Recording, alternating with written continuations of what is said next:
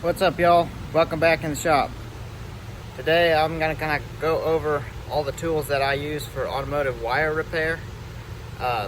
Generally this is gonna be just the hand tools, but I'm gonna get into different heat shrink types I use and liquid tape and all that good stuff.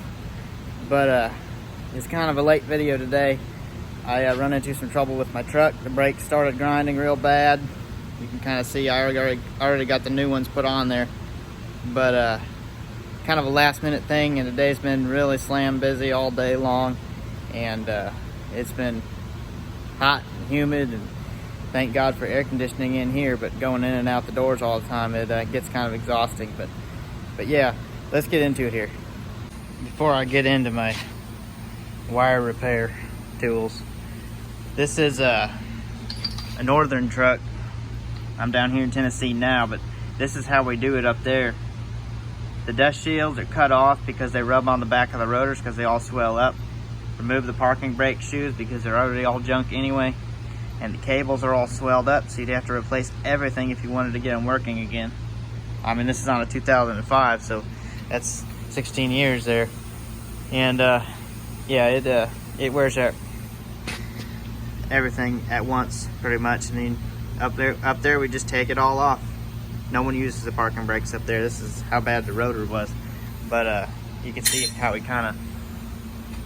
just cut it all the way around. That way it's free of the rotor and everything. And there's no parking brake shoes in there to keep the dirt off of, so we didn't even care about that. But yeah, you can see the cables here. They're all seized up in junk. So those will I'll rip those off too. I don't ever use the parking brake. But and on top of all that, yeah, I gotta replace the tire too. Look at that big old bulge. Goes about halfway around the tire. Just one thing after another.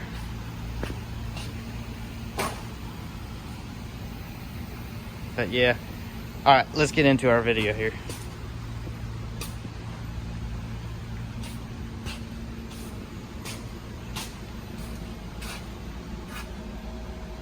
All right, so these are the general tools that I prefer, and I do quite a bit of automotive wire repair, and this is what I've kind of run into, and these are the ones that I really like so far. As far as cutters go, these are just the Snap-on cutters. Any cutters work pretty well as long as they're sharp and a decent quality. That's just what I mostly grab, just because, well, they're handy, and I do have quite a few other pairs really similar, and I don't know, I just like how those feel in the hand. Wire strippers, I picked up these probably 6 or 8 months ago. I love these wire strippers. A little bit of complaint on these. The smallest hole in there, which is 20 gauge. I wish they had one smaller one, because you get on little like data line wires and stuff, you need a little bit smaller. But these are made by Snap-on. There's the part number right there. I just picked up these. Yeah, it's not been too long. Front facing strippers. These are super nice. They're made by Snap-on. Yes, they are kind of a stamped out of a piece of metal, but they seem really stout. I mean, they don't really flex any. Seem pretty strong, and I've used them a few times already and absolutely love them. I wish I would have got a pair of these a long time ago, because a lot of times with these, you get up in a tight spot where you can just reach straight to the wire, and you got to bend that wire on a 90 to get it stripped, and it's kind of a pain. These eliminate all of that, and I would highly recommend those. They work really well. These right here, no clue who makes these. I know there's a few other brands out there. Titan makes one. I think they run about 30 bucks. This is my top of the list preferred crimping tool, just because of how well it works. It's ratcheting, and you do have this little adjustment here. You can adjust how tight it crimps. Something I do notice a lot of times on this, it doesn't crimp quite tight enough. So when I'm crimping a blue connector, I normally crimp it in the red connector, especially because a lot of times the wire is really too small for the butt connector I'm using.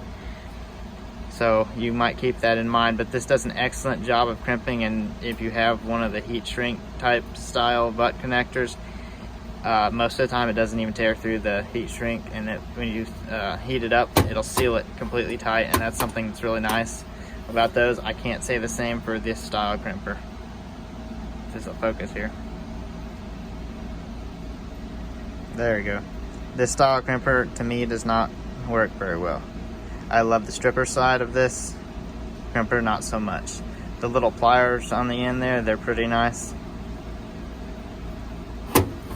These Matco tools, these work really good for cutting insulation off, trimming anything really. You can even cut wires with the part right there. Works really well.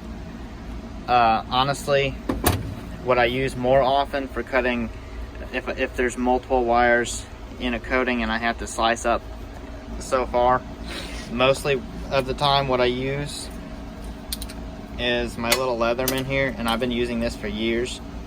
Hang on one second here, let me try to get this out here one-handed. These little scissors, excellent. I've done tons of house wiring, Romex, and all of that with these. And they're still very sharp. They still cut paper really well. But I use these. These are my preferred method of when there's multiple wires that you have to split that outer insulation. So if you have the chance to get a Leatherman or any pocket knife with a decent scissors on it, it works really well. As far as connecting two wires, electrical tape, any brand works. Now this here comes from O'Reilly's. 1/8 inch diameter.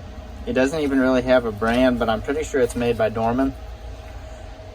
But if you can tell here, this is a little thicker than your traditional heat shrink. And even if you have, say, a stray wire sticking out, or your soldering is a little bit sharp, it will shrink up tight and it won't ever stab through it. What I mostly do is do a solder joint on wires, liquid tape it with heat shrink already on it, slide it over, shrink the heat shrink over top of the liquid tape. If I can't get heat shrink on it and I'm just fixing a wire that, or just soldering two together, and for whatever reason I can't use heat shrink, liquid tape and then electrical tape over top of it once it dries a little bit. And that's my preferred wire repair method. Now I have several other hand tools in here that I have used for quite a few years on wires. These being one of the pairs. And these strippers made by Sears, don't even know if you can buy a pair like this anymore, most likely not. At least not from Sears. I know Klein still makes a pretty nice one of these. I think these are probably made by, don't know, but they're pretty thick metal. These do work really well, but they're kind of bulky. This is what I've been using for quite some time before I got the Snap-on ones. And they do work pretty well. These, if you get a good pair of them, they work pretty well. These do not work very well. They're very cheap. I don't know who makes those as far as a good quality brand. These right here, I do not know who makes these. I found these actually laying on the ground at a scrapyard I was at years ago. These holes range from about maybe 16th inch to 1/8 inch, and they work really well for crimping the bare copper crimps that is basically just like a small pipe. These work really well for crimping those. Or if you pull the inside out of a butt connector, basically the same type kind of thing, these will crimp those really well. And they're styled kind of like mini bolt cutters, and they do a really good job, but no brand on them. Don't know where you'd get them, but they are a really good style for that use. I got several other pairs of side cutters. Most of these are basically cheap junk. These are made by Channellock. These are decent, but they're old. I don't know as far as new on that brand. Occasionally you might need a pair of needle nose pliers. That's here or there. But as far as my everyday grab hand tools, these right here for sure would be the ones that I grab, and they do a really good job, and I am a big time Snap-on fan as far as these go. But this style crimper all the way. I wouldn't ever use any other style just because of how well it does work. Alright guys, thanks for watching. I'll have another video, part 4 of my wheel lift, coming up on Friday, and I'm gonna kind of go over, I got quite a bit more done on that and all that stuff, so we're gonna go over that. Stay tuned for that, and if you're not subscribed or following on Facebook or YouTube, don't miss out. Hit that button, hit that bell notification on either whatever platform you're on, and all that. So till next time.